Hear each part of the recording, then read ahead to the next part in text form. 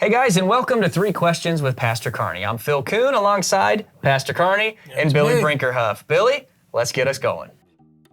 We all have questions, and Pastor Carney has answers. We all want to know what he thinks. There's important information to know. What are his thoughts? How did he get here? What's his favorite golf ball? It's time for 3 Questions with Pastor Carney.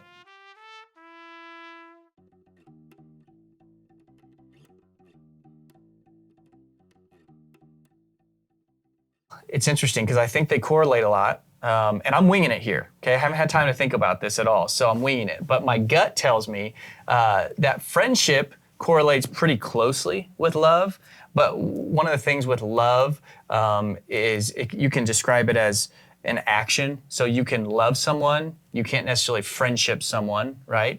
But you can love someone that you are friends with.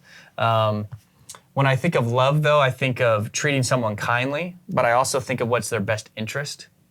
But you can do that for a friend as well. So far, we're getting nowhere. I think about love also being something that is accountability. If you truly love somebody and care about somebody, you want their best interest long term, not just right now or just tell them what they want to hear. But a good friend also keeps you accountable. So we're getting nowhere. Pastor, I'm going to defer.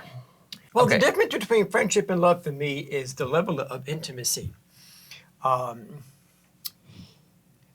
How to rank it, from 0 to 10 type of thing. But I'm thinking, in the love category, the intimacy, the relationship that I would have with Donna, the kids, the grandkids, the familiar versus somebody who is a friend, but that level of intimacy is not where it is with the family. Yeah. So more familiar, not familiar, what's the word? The word family. Boy, I'm screwing this whole thing up. Familial? Yeah, that's the word. So I would say that, although you love your friends, but on a different level, more of like agape versus philia versus eros. So the 3 different loves that Paul talks about in 1 Corinthians.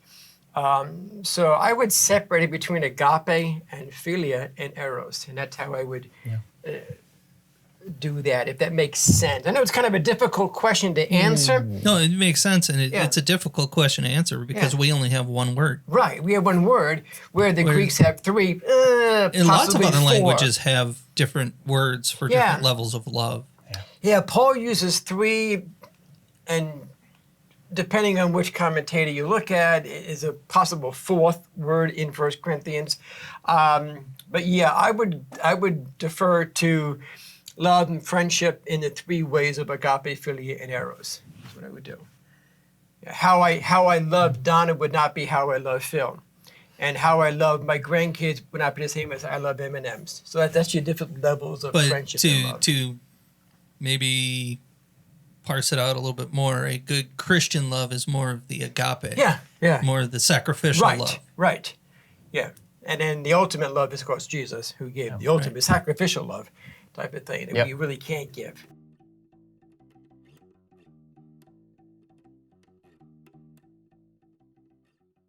I guess the first answer is just to love. Just do what you're doing, and don't change your end. If they don't accept that love, then that's on them. It's not on you. Yeah. It's kind of like God and heaven and hell.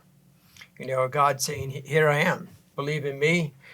Come up in heaven." That relational aspect of it. And if you don't want that relation, then you're separated from God, and that's what hell is, separation from God. And so he loves you, but if you'd have said, "You know what, God, thanks, but no thanks," you're separating yourself from God. He's not separating from you, you're separating from him, hence separation from God is hell. So kind of the same thing is that you offer the love. If they say, "No thanks, Carney, I don't want it," then they're separating that. It's not changing me, they're changing themselves. So I would just keep on doing what I'm doing. The first thing that comes to my mind is prayer.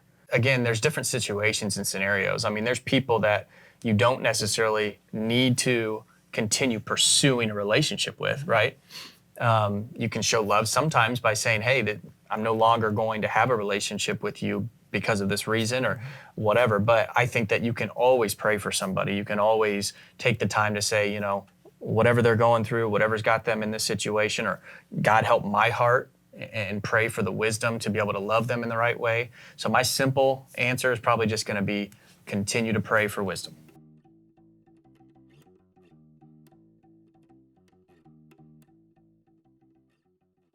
I would say it boils down to living my life the way He has asked me to live my life, to be the worthy of the title of child of God, and to try to follow the Ten Commandments and His law, even though I'm not going to come close many a day, if not every day. But that doesn't mean to say, oh, I'm not going to try because I can't keep it, but to try to be the best person I can and to be the best child of God I can, to be worthy of that title of child of God. So God does, I know He doesn't do this, but God doesn't look down going, oh, Carney, oh. You know, that He says, well done, thou good and faithful servant. And now, I'm not saying that I'm perfect by any stretch of imagination, but to try to have God say to me, hey, well done, Carney. Even though you messed up 15 times a day or pick a number, I still forgive you. But to live my life the way God would say, well done, Carney. Similar to what Pastor Carney said, I would say the pursuit of perfection, which is unobtainable without Christ. It's unobtainable, period, for us as humans. But yeah, the pursuit of perfection, which is only found in Jesus. One of the things I'd say is everything that we do, being a light, being a reflection of Jesus, showing love to all that we come in contact with. Like Pastor said, we'll never be perfect. We'll never do it daily. We're going to mess up multiple times daily. So I think that is a really tough question, because what we want to be, we will never be able to be on our own. But I think living a life of purpose, knowing I'm called to do this, I'm going to do everything I can on a daily basis to be the person that God created me to be, to know that my purpose is higher than earthly purposes, and to step up to that calling on a daily basis, I think is about all we can do, because the rest is Jesus has already done for us. And I got that look on my face because my mind, as you speak, and something you said hit me, because I have a part B to my answer, kind of what you just said, kind of spurred me to a part B, because I have a Sunday morning answer for that question. Living the life of or for Jesus.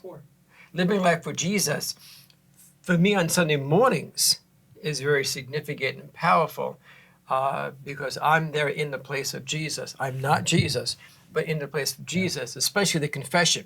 You know, in the standing by the command of my Lord and Savior Jesus Christ, I thank you for your sin. So I'm there. Jesus is not there physically. If He was, we're all in heaven. So I'm there in His stead. And so I am His hands. I'm His voice. You know, I am Him there. And to let Jesus talk through me.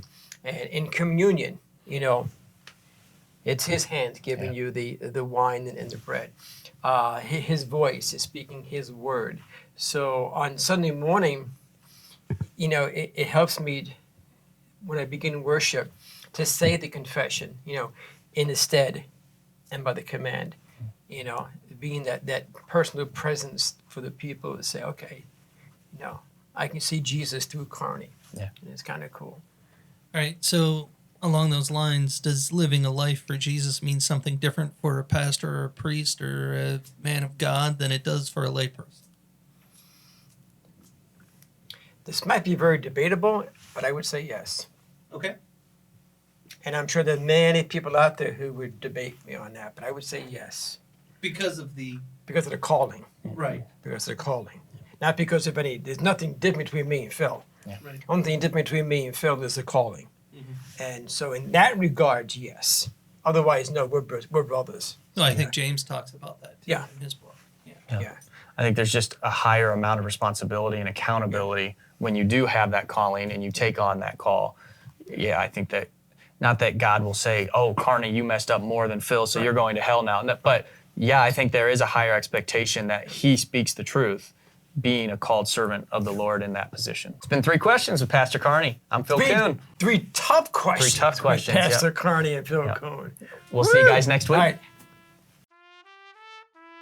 Thanks again for joining us. If you have any questions about Redeemer, have a topic or interview suggestion, or need to know anything about the church, you can contact the church office at churchoffice@redeemerwarsaw.org, Pastor Carney at pastor_Carney@redeemerwarsaw.org, Phil at phil.prevail@gmail.com, or Billy at rlc_it@redeemerwarsaw.org.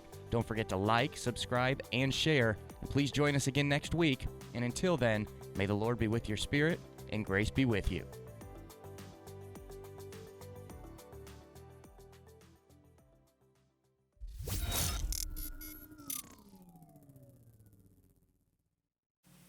Hey, what happened to golf ball questions? Man.